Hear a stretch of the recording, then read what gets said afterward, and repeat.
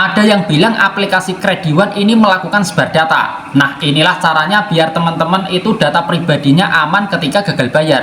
Oke, jadi di sini saya akan membahas tentang aplikasi Krediwan. Ini merupakan aplikasi yang legal yang banyak banget nasabahnya. Jadi kalau kita pikir-pikir, Krediwan ini kan aplikasi yang legal ya. Tentunya mereka ya nggak bakal semudah itu untuk menyebar data nasabahnya.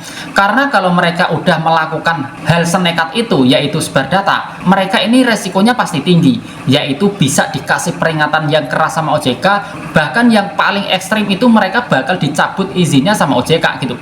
Jadi ini resiko yang menghantui mereka kalau mereka berani sampai sebar data. Makanya aplikasi ini sampai sekarang saya mengamati orang-orang yang telat bayar di aplikasi Krediwan, mereka masih tetap aman gitu. Nggak ada yang disebar datanya, nggak ada datanya yang disalahgunakan, nggak ada saya mendengar orang yang gagal bayar itu datanya dipakai buat penipuan, itu nggak ada gitu. Karena Krediwan ini aplikasi yang legal, pasti mereka mentaati aturan yang ada. Nah, kalau masalah mengamankan data pribadi, yang penting teman-teman itu password di aplikasi Krediwan ini pakai password yang nggak mudah ditebak gitu. Soalnya orang kan pakai passwordnya itu yang mudah ditebak, kayak misalnya nama ibu kandung, terus nama istri, nama suami, terus nama anak. Itu merupakan nama yang seharusnya nggak kita pakai buat password gitu. Soalnya password itu sebaiknya password yang sulit untuk ditebak. Nah, ini yang pertama.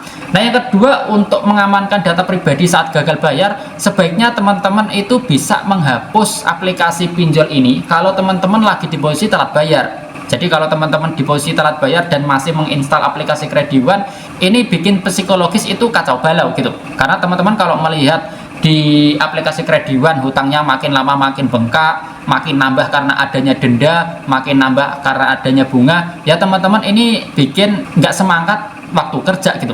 Jadi ya dengan menghapus aplikasinya bisa teman-teman itu makin fokus untuk kerja, sehingga teman-teman bisa fokus untuk mengumpulkan pundi-pundi rupiah. Nah, kalau ditanya masalah debt collector lapangan, sejauh ini untuk aplikasi Krediwan masih aman dari debt collector lapangan. Jadi meskipun teman-teman tinggalnya di kota besar sekalipun, kayak tinggal di Jakarta, Bogor, Depok, Yogyakarta, Tangerang, Bekasi, Surabaya, Malang, dan lain-lain, itu masih aman dari DC lapangan. Jadi teman-teman nggak usah terlalu khawatir, nggak usah terlalu cemas, nggak usah panik, karena sejatinya sampai sekarang pun di bulan Mei 2026 mereka tidak ada DC lapangan untuk aplikasi Krediwan gitu.